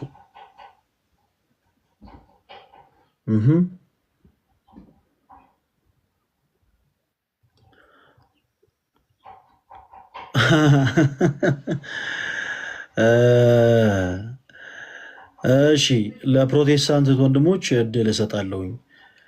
እሺ አንዳንድ ቁጥር ጻፉልኝ ፕሮቴስታንቶች። ፕሮቴስታንት ሳትሆኑ አንዳንድ ቁጥር የምጽፉ ሰዎች እንግዲህ አምና ከሆነ ድንግል ሆይ ወደ እኔ ትመጪ ዘንድ እንትን አንድ አካውንት ፕራይቬት ነው እና ኢንቫይት ለማድረግ አይመችም። ፕራይቬት አካውንት ይዛችሁ የምትመጡ ሰዎች ትንሽ ስለማይመች አካውንታችሁን አስተካክሉ ብትመጡ አሪፍ ነው። ኢንቫይት ያደረኳችሁ ፕሊስ አክሴፕት በሉና ግቡ። ኢንቫይት ያደረኳችሁ አክሴፕት በሉና ግቡ። እሺ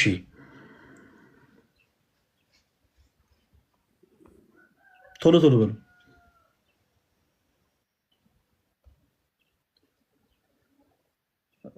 ድንግል ሆይ ወደ እኔ ትመጪ ዘንድ እንዴት ይሆናል እመቤቴ።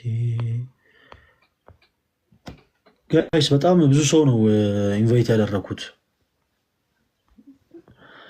እሺ ኢንቫይት ያደረኳችሁ ግቡ። እሺ በማስረጃ ችግር የለውም እናወራለን። ለምሳሌ ከስር ምን ይላል? የተክልዬ ምንድነው? የተክልዬ ተቅማጥ እንዴት ከክርስቶስ ደም እኩል ይሆናል ምናምን የሚል ኦኬ። እንደዚህ አይነት ሀሳብ የምትናገሩ ፕሮቴስታንቶች ፕሊስ ግቡና እኛን በማስረጃ ሆኑ። አሁን እንደዚህ አይነት ቃላቶች የምትናገሩት ኦርቶዶክስ የሆኑ ሰዎች እንዲበሳጩ ከሆነ በጣም ስህተት እየሰራችሁ ነው። ለመማማር ከሆነ ግን ገብታችሁ ከኛ ጋር በፍቅር መውራት መወያየት ትችላላችሁ።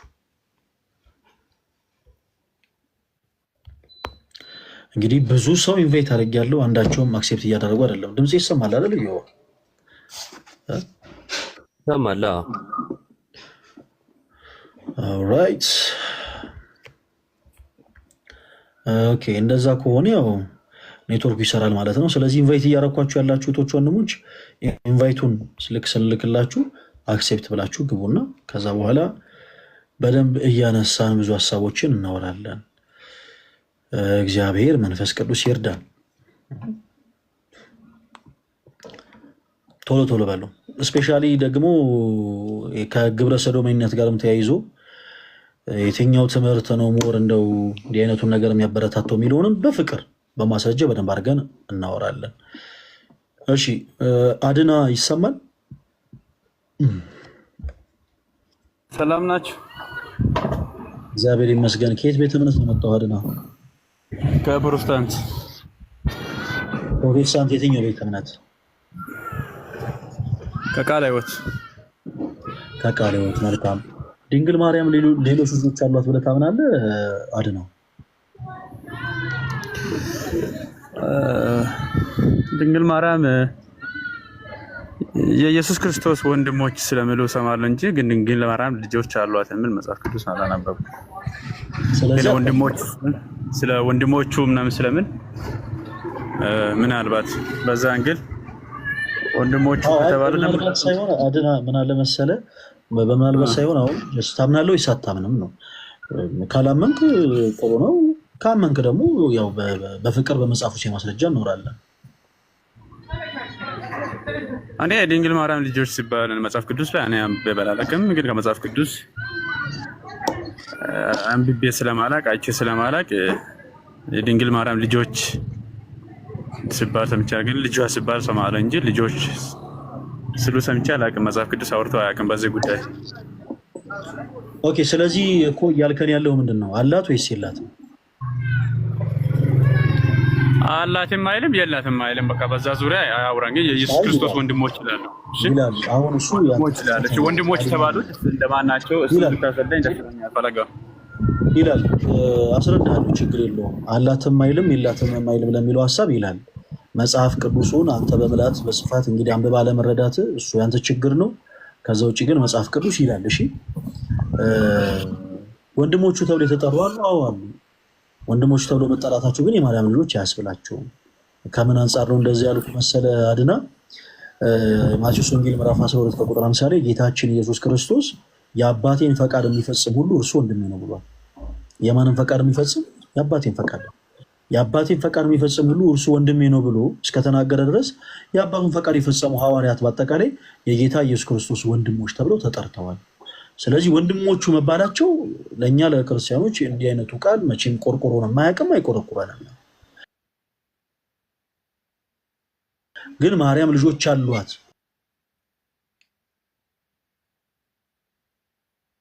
ማለት ግን ራሱን የቻለ ሌላ በጣም ከባድ ክህደት ነው። ስለዚህ በዛ ጉዳይ ላይ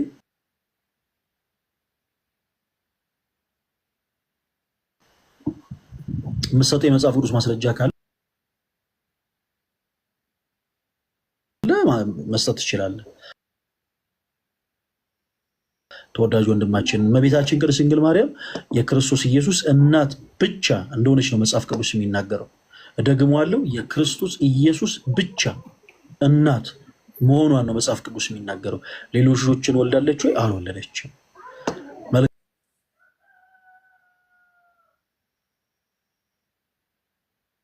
በዚህ ላይ ሌላ የምትሰጡ ሀሳብ ያለ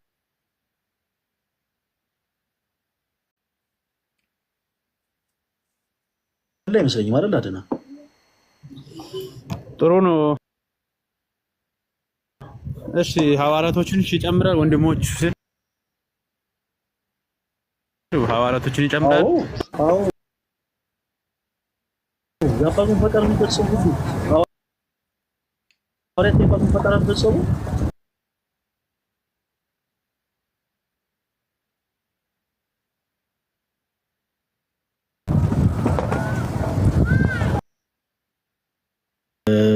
የተጠራጠረበት አንድ የመጽሐፍ ቅዱስን ሐሳብ ያስቀምጣል። ሌሎችም ሐዋርያት በክርስቶስ ኢየሱስ ግን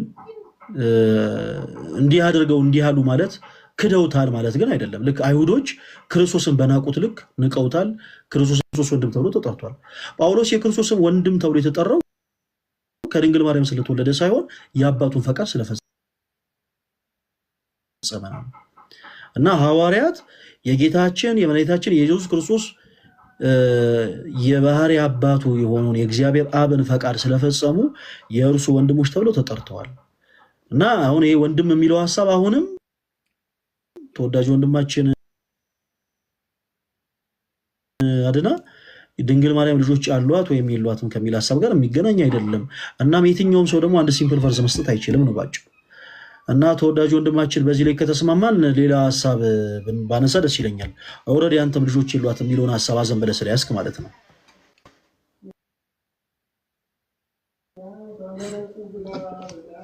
ምን እንደሆነ ታውቃለህ? የሏትም መልም አሏትም መልም እኔ መጽሐፍ ቅዱስ ዝም ባለበት ቦታ ላይ ዝም የምለው መጽሐፍ ቅዱስ ወጣ ያለ ነው። ግን ያው ሰው ሰራሽ ትምህርት ከምንለው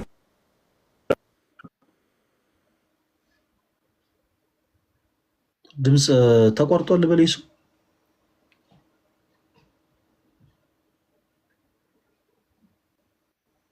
አረና ተቆርጧል መሰለኝ አይደል? ምን እሺ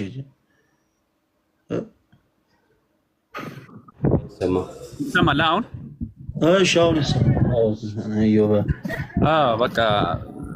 በቃ መጽሐፍ ቅዱስ ላይ ተጽፎ ያልተገኘ የማርያም ትንሣኤና እርገቷ ነው። እሺ ይሄንን የትኛው ሐዋርያ ነው የጻፈው? የትኛው ተከታዩ ነው የጻፈው? ይሄንን ከማን ነው የምናገኘው? የማርያምን ትንሣኤና እርገቷ ከየትኛው መጽሐፍ ቅዱስ ማን ነው የጻፈው? የትኛው ሐዋርያ ነው ያነሳው ሐሳብ? ያነሳው ሐሳብ የልጅ ሐሳብ ስለሆነ በጣም ይሄን የልጅ ሐሳብህን ማለት ነው ጀስት በጣም በሲምፕል ሎጂክ ምን ያክል በቃ እንዴት ልበል ምን የሚል ጥያቄ እንዳነሳ ላሳየ። ያልከው ጥያቄ ምንድነው? ትንሣኤዋን ምናምን ማን ነው የጻፈው ነው? የትኛው መጽሐፍ ውስጥ ክፍል ያገኛችሁት ነው አይደል ያልከን አድና? ድንግል ማርያም ሞታለች ወይስ አልሞተችም? ትንሣኤና እርገቷ ሞታለች ወይስ አልሞተችም? ሞታለች እንጂ ሰው አይደል? ሰው አንድ ጊዜ የመጽሐፍ ቅዱስ ጥቅስ ስጠኝ መጽሐፍ ቅዱስ የመጽሐፍ ቅዱስ ማስረጃ ስጠኝ። ድንግል ማርያም እንደሞተች የሚናገር ሞት አይደል እንደ ተነስታ እርግታለች የምትሉት ወይ ነው? ሞት ነው ተነስታለች። እኛ ምንለው ከምን አንፃር ነው? አብራራልን አላልኩም። አሁን አንተ ያልከው ሐሳብ ለምሳሌ በጣም ያልበሰሉ በጣም ልጅ የሆኑ ሰዎች የሚናገሩትን ሐሳብ ያነሳው እና ምን አለ መሰለኝ እኔ ልቤን ከሚደክመኝ አንድ ጊዜ በደንብ አዳምጠኝ። ድንግል ማርያም ሞታለች እንዴ? አዎ ሞታለች ብለኸኛል። እሺ ድንግል ማርያም እንደሞተች የሚናገር አንድ የመጽሐፍ ቅዱስ ማስረጃ ስጠን። ጥያቄው ግልጽ ነው። በቃ ስጠን። ከዛኛም ተባረክ። እሺ የመጽሐፍ ቅዱስ ሐሳብ እናነሳለን። ድንግል ማርያም ሰው ነች አይደል? ለሰው ልጅ አንድ ጊዜ ሞት ተመድበዋል። ዕብራውያን ስመኛ ዕብራውያን ለሰዎች አንድ ጊዜ ሞት ተመድበዋል። ከዛ በኋላ ፍርድ ነው እንደተባለ እሷ ሰው ናት፣ እንደ ሰው ሞታለች። ኤልያስ ደግሞ ሞታለች አይደለችም? እስካሁን በሕይወት አለች እንትን ከሆነ እሰየው። ኤልያስ ሮቦት ነው ወይ? አቤት። አሁን ዝም ብሎ ሰው ዝም ብለህ ሐሳብማ አደምጥ። ኤልያስ ሮቦት ነው እንዴ? አይደለም። ኤልያስ አልሞተም። ኤልያስ አልሞተም። አሁን የጠየቁ ድንግል ማርያም በቃ አየህ፣ ኤልያስ አልሞተም አይደለ? በቃ አሁን እኔ ዝም ብለህ ሰው ሁሉ ይሞታልና ዝም ብለው በቃ ኤልያስም ሞቷል አይባልም። ድንግል ማርያም እንደሞተች የሚናገር የመጽሐፍ ቅዱስ ማስረጃ የኤልያስን እኮ አለመሞት እኮ መጽሐፍ ቅዱስ ነው ያገኘ ነው። እሺ የማርያምን ትንሣኤ እኮ ከመጽሐፍ ቅዱስ አላገኘንም። አለመሞቷንን ደግሞ ከመጽሐፍ ቅዱስ አላገኘንም። ብራዘር እኔ እኮ ስለሱ ሐሳብ እኮ እኛ እኮ እናብራራለን። ለምን ትቸኩላለህ? በመጀመሪያ ምክንያት ይሁን ይሄ እኮ ነው። በጣም ብዙ ጊዜ ፕሮቴስታንቲዝም ችግር ትልቁ ችግር ይሄ ነው። ምንም አይነት መሰረት ሳይኖራቸው ምንም አይነት ለምትናገሩት ሐሳብ እንኳ ምንም አይነት መጽሐፍ ቅዱስ መሰረት ሳይኖራችሁ ነው ብዙ ጊዜ የምትናገሩት። እንዲህ አይነቱ ነገር ደግሞ በጣም አስቸጋሪ ነው ለመግባባት በራሱ ማለት ነው። ኦኬ በቻልከው አቅም አድና አሁን ስለ እመቤታችን ስለ ቅድስት ድንግል ማርያም ትንሣኤ እኔ ይሄ ነገር አልገባኝም ብላል። ኦኬ እሺ እንዲገባ በመጀመሪያ አሁን አንድ ሐሳብ አነሳንልን።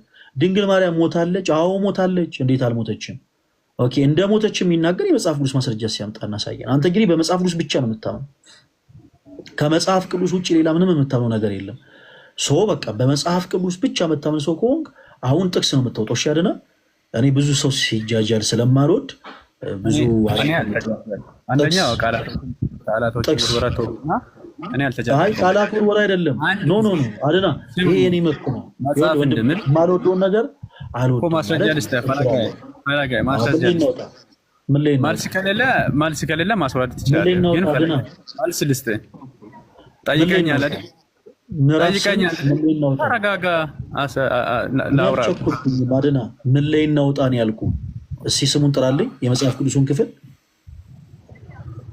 ማሽ ታማኛል ያውራ ራሱ ካልክለኛል እኮ እኔ አንተ አሁን እንድትናገር አይደለም የፈለኩት አድና የመጽሐፍ ቅዱስ ማስረጃ ስጠን ማለት መጽሐፍ ቅዱስ ገልጠን የምናብነበውን አንድ ንባብ ስጠን ምን ላይ ላውጣ እዚህ ላይ አውጣ በለኝ እሺ ታወጣለህ ድንግል ማርያም ሰው ነች አይደል ነው ኢየሱስ ስለ ኤልያስ እንኳን ስተው ተጨረሰ ኤልያስ ሰው ነው አይደለም ነች አይደል ነች በቃ እሺ እሱ ሰው ናት በኋላ እንዳትከኝ ኤልያስስ እሺ ሰው ነው ኤልያስ ሰው ነው ኤልያስ ሞቷል አልሞታም እንዳልሞታም መጽሐፍ ቅዱስ ላይ ኤልያስም አልሞታም ተነጠቀ እንደምን ኤልያስ እባክህ ለምን ተወዳጅ ወንድማችን ዝም ብለህ አሁን ይኸውልህ ሰው ነው አይደለ በቃ ሰው ስለሆነ ይሞታል ምናምን የሚል ተረት የሚመስል ነገር አትናገር ምክንያቱም አሁን እኔ ለምሳሌ ለአንተ ምሳሌ እንዳነሳሁት ኤልያስ ሞቷል ወይስ አልሞተም እያልከኝ ኦኬ ኤልያስ ሮቦት አይደለም ኤልያስም ሰው ነው ስለዚህ ሰው ሁሉ ይሞታል ምናምን ብለህ ደፋፍነህ ሸፋፍነህ የምታልፈው ጉዳይ አይደለም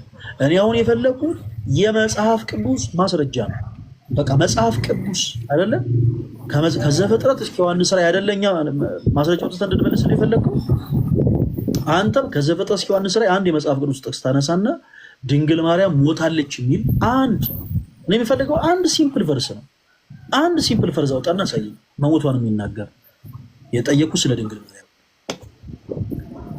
እሺ መጽሐፍ እንዲህ ይላል ሰማኝ አንድ ጊዜ ለሰው ልጅ ሞት ተመድቦላቸዋል ከዛ በኋላ ፍርድ ነው ይላል በቃ አንድ ጊዜ ሰው መሞት አለ ሰው ነው ከተባለ ሰው ይሞታል ዘላለም የማይሞት አምላክ ብቻ ነው እኔ ማውቀው ድንግል ማርያም ሞታለች አታስለፈኝ ግን መነሷ ትንሳኤውንና እርገቷን ለምንድን ነው ማታሳየኝ ሞታለች ብላችሁ አድና እኔ አላሳየም አላልኩም ተነስታለች እንደ ልጇ አድና አቤት ተወዳጁ ወንድማችን በህይወት ደስተኛ ነህ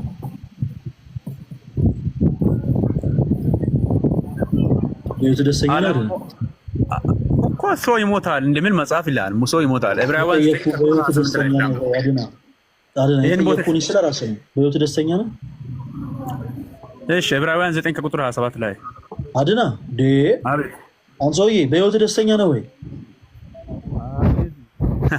ምን ሆናል ክብሩ ይስፋ ለመድኃኒዓለም በቃ እኮ አንተ በህይወት ደስተኛ ኮንክ የኛን ህይወት ለምንድን ነው የምታከብደው አድና ጌታ ኢየሱስ ለምንድን ነው የኛን ህይወት የምታከብደው የኛንም ህይወት አቀልልን እንጂ አሁን እኮ እንደ ትልቅ ሰው አውርተን አንድ ተግባቡት ላይ እኮ ደርሰናል ደጋግመህ ተመሳሳይ ነገር አታውራ ድንግል ማርያም ስለ ሞቷ ስለ ትንሳኤዋ አሁን እኔ አንድ ሐሳብ ለምሳሌ ብናገር ቀደም እንዳልኩት በኦርቶዶክስ ያረዳድ ነገሮችን ስለማትረዳ አንተ ባለመግባባት እንለያያለን እኔ ደግሞ ካንተ ጋር ባለመግባባት መለየት አልፈለኩኝም እኔ የማነሳውን ሐሳብ እንድትረዳኝ አንድ ሐሳብ አነሳው አንተ የፈለከው ምንድነው ከመጽሐፍ ቅዱስ ላይ ድንግል ማርያም ሞታ እንደተነሳች ኦኬ በተንሳኤ እንደተነሳች የሚናገር የመጽሐፍ ቅዱስ ማስረጃ ስጡ ምክንያቱም ሞታ ነው የቀረችው እንጂ ተነስታለች ትንሳኤ ያላት ምንም የሚል ነገር አላነበብኩም ይያልከ መልካም መሞቷን ደግሞ አንተ ስለነገርከ እንደውም መሞቷን የሚናገር የመጽሐፍ ቅዱስ ማስረጃ ከመጽሐፍ ቅዱስ ላይ ያወጣልን አሁን አድና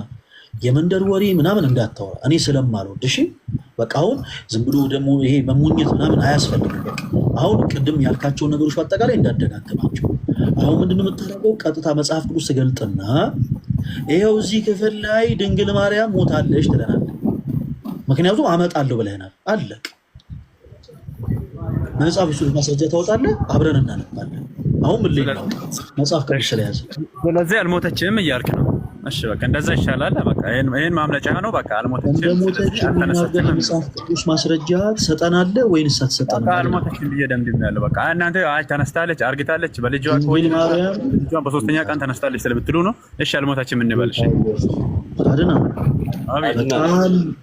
በቃ አልሞተችም አልኩ አይደል አልብላለህ እኮ አልሞተችም ብለሃል አይደል በቃ አንተ የትኛውን ታምናለህ አድና ሰው ናት እነሱ አንድ ጊዜ ይሞታል ከዛ በኋላ ፍርድ ነው የሚያምነው ዕብራውያን ላይ እንደሚያወራ ዕብራውያን 9:27 ላይ ሰው አንድ ጊዜ መሞት ሰው አይደለም ሰምተናል እሱ ሄኖክ ሰው ነው አይደለም ሰው ነው የተጻፈ ነው ሰው ነው እሺ ለምን አልሞተም በተቀሰቀሰ መሰረት ሞታል ስለማለት ለምን አልሞተም ምንም አቃለ ለምን እንዳልሞተ እንደተጻፈ ነው በጣም ጥሩ በቃ ስማውንሽ ስለዚህ ያነሳውን ጥቅስ ማነጻጸሪያ ማድረግ ትክክል ስላልሆነ እሱን ተወውና ዕብራውያን 9:24 የጠቀስከው ማለት ነው። እሱን ተወውና የድንግል ማርያምን ትንሣኤና ዕርገት ነው የጠየቀው። መጽሐፍ ቅዱስ ላይ የቱ ጋር ተጽፏል ብለን የጠየቀን ከምን የመነጨ ነው የሚለውን አያይዘን ነው የምንመልሰው ማለት ነው። ማለት ይህን ጥቅስ ቃል በቃል መጽሐፍ ቅዱስ ለማየት አለብኝ፣ ካልሆነ ከመጽሐፍ ቅዱስ ውጭ አልቀበልም የሚል ሀሳብ ይዘህ ስለሆነ መጽሐፍ ቅዱስ ላይ ያልተጻፈ ምንም ነገር አትቀበልም። መጽሐፍ ቅዱስ ላይ ያልተጻፈ ምንም አትቀበልም። ያው እንደዛ አይነት ሮንግ የሆነ ጉዳይ አልቀበልም። መጽሐፍ ቅዱስ ላይ ያልተጻፈ ምን ብዬ እቀበላለሁ? ምን ቢስ ብዬ አምናለሁ? አልተጻፈ ሮንግ መሆኑን በምንድን ነው የምታውቀው? ባለመጻፉ ነው። ያልተጻፈን አላምንም፣ አልከተልም፣ አልቀበልም። እሺ ባለመጻፉ ሮንግ ነው ትላለህ። እስኪ ወደ መንፈስ ቅዱስ ጸልየህ ታውቃለህ? ወደ መንፈስ ቅዱስ ጸልየህ ታውቃለህ ወይ? ወደ መንፈስ ቅዱስ ጸልየህ ታውቃለህ ወይ?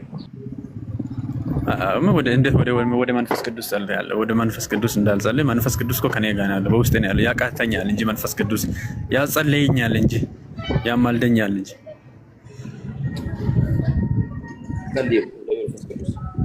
እኔ ወደ መንፈስ ቅዱስ አልጸልይም። በመንፈስ ቅዱስ ሆኜ እጸልያለሁ እንጂ። ወደ ክርስቶስስ? ወደ ክርስቶስ እጸልያለሁ ሁሉ ጊዜ። እሱ ከኔ ጋር ነው። ግን ያው ኢየሱስ ካንተ ጋር አይደለም እንዴ? ኢየሱስስ ካንተ ጋር አይደለም ነው? እስካለም ፍጻሜ ከናንተ ጋር ነው። እስካለም ፍጻሜ ከናንተ ጋር ሆኖ፣ እሺ መንፈስ ቅዱስ ካንተ ጋር ሆኖ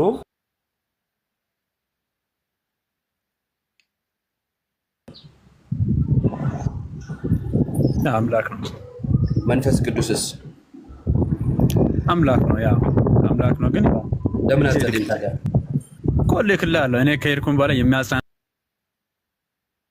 መንፈስ ቅዱስ ከጊዜ በኋላ ከኔ ያለው ወስዶ ለእናንተ ይነግራል። ስለምን መንፈስ ቅዱስ ነው። የለውም እሱ ላይ ጥያቄ የለኝም። እኔ ለምን አትጸልይም የሚለው እንጂ መንፈስ ቅዱስ ስለሚያደርግልህ ነገር ጥያቄ የለኝም። እሺ ችግር የለውም። በስላሴ ታምናለህ? አምናለሁ። ግን ጥያቄ ለምንድን ነው ያልተመለሰ? የማርያም ትንሣኤና ዕርገቷ ለምንድን ነው ያልመለሰ? ማምለጫችሁ ነው፣ ማምለጫችሁ ነው አይደል? የጠየቁትን መልሱና ከዛ ጠይቁኝ። የእሷ ዕርገትና ትንሣኤ የጻፈን ሐዋርያ አሳዩኝ እባካችሁ። ወዴት እናመልጣለን? ስማ ሌላ ቃል ይሄ ቃል እንግዲህ ባታናድድ ደስ ይለኛል። እኛ ቤት ነው የገባው። ስለዚህ ሰምተናል፣ ጊዜ ሰጠናል። አሁንም ተረጋግተህ የምትሰማ ከሆነ ትማርበታለህ፣ እንድትማርበት እንጂ አንተ ያነሳሃትን ነገር በአጭሩ እኮ ፈለገ ባነሳው መሰረት አንተም አታውቅም ብለን ዘግተን እኮ መለያየት እንችላለን፣ አለማወቅን አሳይተን ማለት ነው። ስለዚህ ተረጋጋ። በስላሴ ታምናለህ?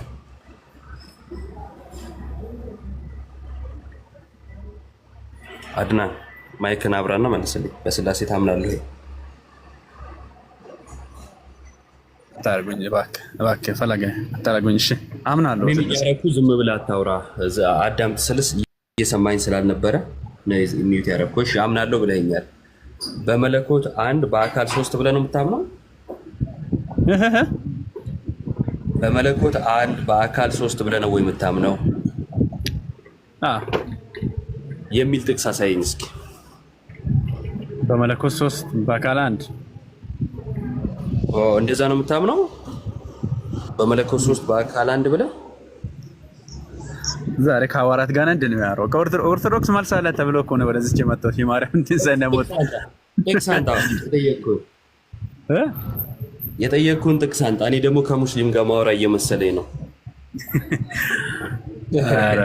እሺ ያለው ሳቁን አሁን መልሱን አንተ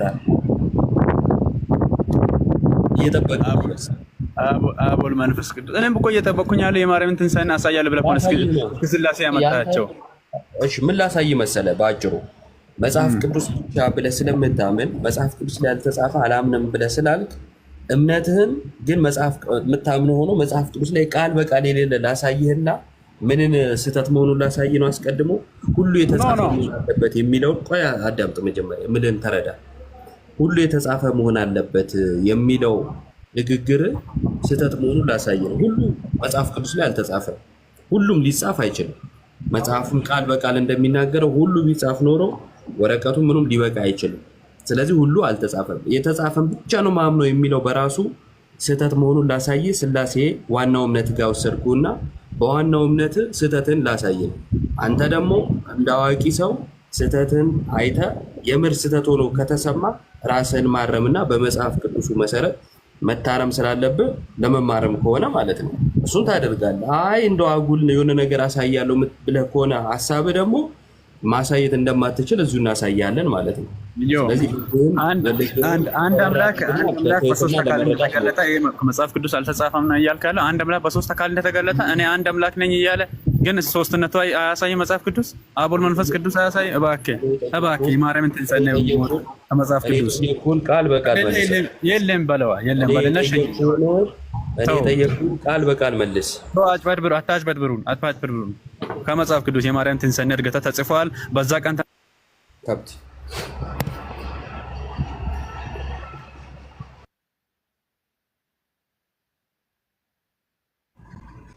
ሌላ ሰው ዲያቆን አስገባ በእናትህ።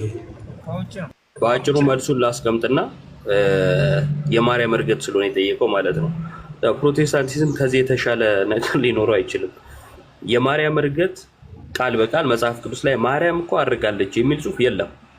እንደዛ የሚል ጽሑፍ የለም። እንደዛ አይነት ጽሑፍ ለምጠይቁ ማለት ነው። አስቀድሞ ግን እኛ እምነታችን መጽሐፍ ቅዱስ ብቻ ነው ወይ ከተባለ አይደለም። እኛ መጽሐፍ ቅዱስ ብቻ የሚል እምነት የለንም። አይደለም እኛ መጽሐፍ ቅዱስ ራሱ የለውም። እኔ ብቻ አላለም ሐዋርያው ጳውሎስ